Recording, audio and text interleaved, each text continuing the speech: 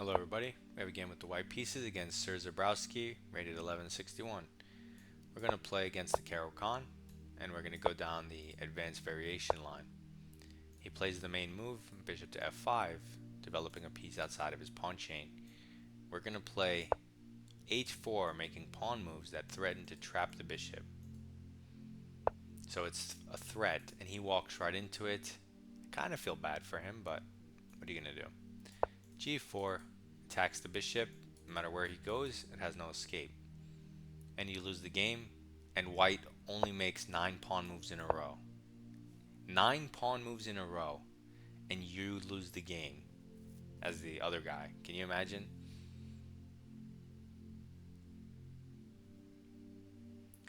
Now he's realizing this is this. So he goes here, I go 7. I guess it would be 8 moves in a row, but so he gives this check, and if you go c3, his bishop can take your knight. Easy to instantly just play c3 thinking, oh, it hits the bishop. Let's do it, free move. But that gives the other bishop an escape square. So we don't want that. So we're going to block in a different way. Just double checking, triple checking. We block with the bishop. Now he can only go for pawns. He goes for the bishop.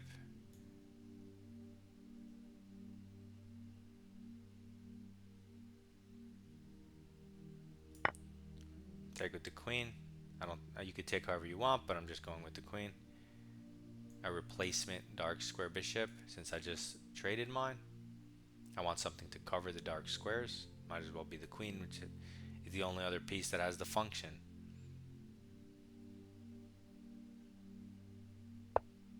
Okay, so he goes queen b6, attacking a pawn. We get a bishop. He gets a pawn.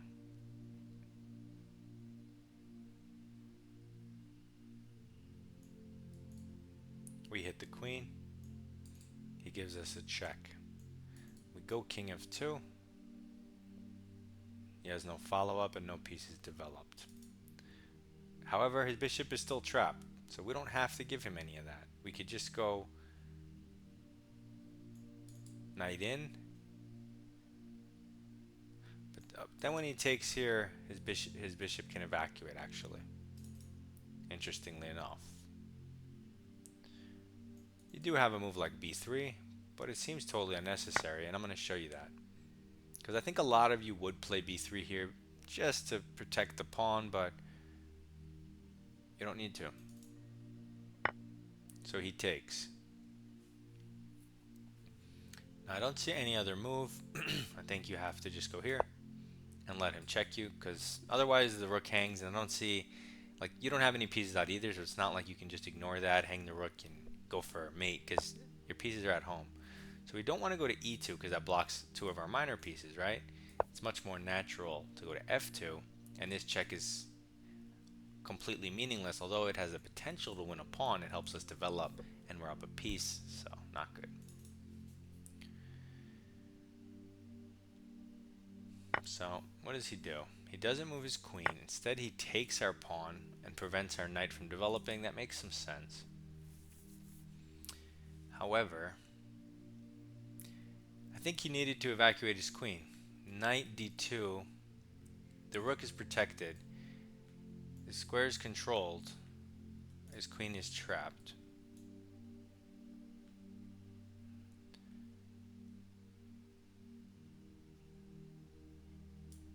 And if he tries e3 to free up a square, you can't move your queen. I guess king takes. And then the bishop's protected by the rook. So let's do it. Notice how I stopped and just checked for his resources, because you always have to check anything that's on your side of the board. It's likely shouldn't be there. But the danger is you may lose that piece, especially a high value one. He does find this, which is super impressive. And although our king looks extremely awkward, and you should not be putting it up the board like this in the middle of this game.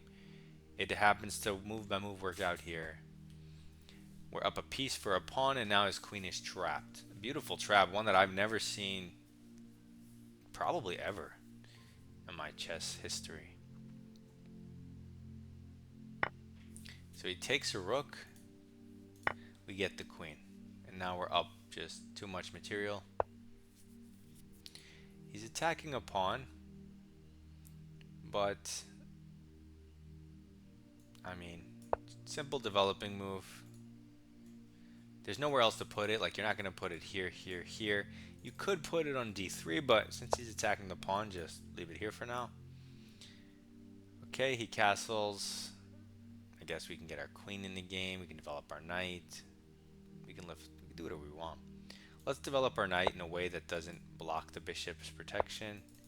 He goes for f5, open towards my king, but none of this really matters or makes any sense.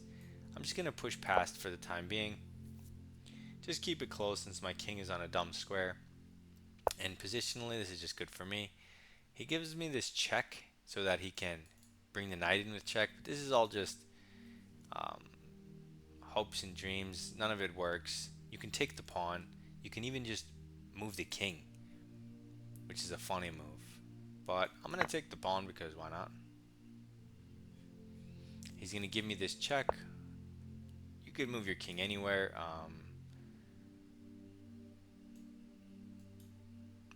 I would move it up, but I don't want to take away the square from the knight. It's a beautiful square. So now I'm leaning towards d3.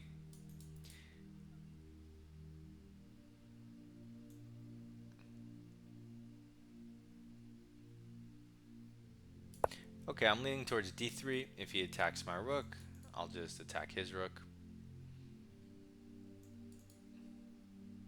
And at some point, I mean, I'm up 7 points of material. At some point, he'll realize, he'll get the message. So he goes for it, but I'm going to grab free stuff, and instead of making a defensive move, always, if it's possible and if it works, counter, counter, counter attack. If it works, counter attack. It's always the right move. So he takes the rook, we take a rook, and now our queen is just waiting to gobble things up. All of that for what? To give me more space and make all of your pieces disappear that were developed, you know? So let's get in with a check. And then let's get as close as we possibly can. First, we might as well throw in this move since the knight has nowhere good to go, right? It also allows a new coordination square. So pawns are just as important as everything else.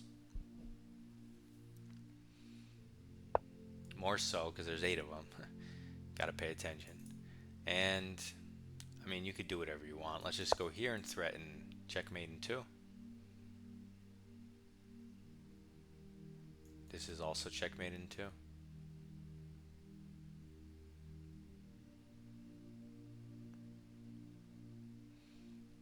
And he can't control both squares at the same time in one move. He can try to make luft for his king, but I mean, just resign. And I didn't even need my minor pieces. My king ended up being totally safe. All I needed was my queen and a pawn. Pawn strength goes up. Think of like a little meter that fills up as it goes towards promotion square. So he covers one of the squares, but not the other one. I told you can't cover both. And so instead of force mate in 2, he just made it force mate in 3. Which wastes his time, my time, and your time. Because what was wrong with force mate in 2? So anyway, let's go through the game. We get a Caro-Kann on the board, and this is the advance. If you're going to play the Caro-Kann as black, you absolutely have to know that h4 is a bishop trap. It's not hard to remember. Your opponent did something super weird. h4 is not a normal developing move. I didn't just bring my knight out, I didn't bring my bishop out. So you say, why did he do that? Well, it looks a little weird. g4, h5. But he just instantly closed it down, giving us the easiest game in the world. Zeros down the board, 9 cent to pawn loss, 99% accuracy. Because as soon as he blunders his bishop, the game becomes super easy. Still surprised 99 is great. Not even an inaccuracy, I'll take it for sure. But you have to know this is black. You're getting trapped. F3, and normally they just go back and you go H5. Here he tried to get cheeky, and you have to, as white, be very sure not to play C3, and then he gets in the free trade. And even if you take this bishop, wait, C3, if he takes this, and you take this, wait, C3 works too? Does it work? I just auto assumed it doesn't work, but it definitely works then, because it's still trapped. Okay, all the moves are the same. Every move is +3, blocking with the pieces or C3. I must have got this confused.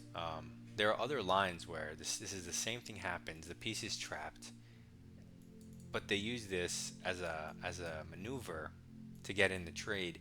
And when you take that piece, the other piece escapes. But I guess that's a different line from a different opening that I got confused with.